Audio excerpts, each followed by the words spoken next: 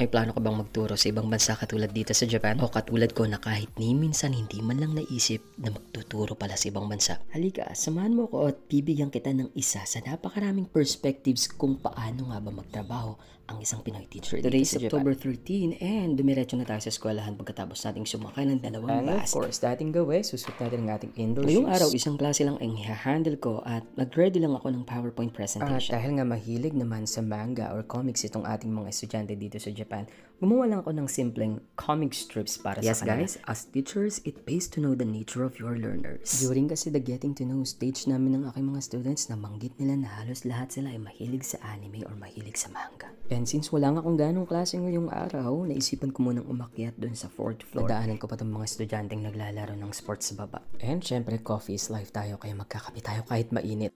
Habang pinagmamasdan ko yung napakagandang landscape dito sa bandang likuran ng aming eskwelahan.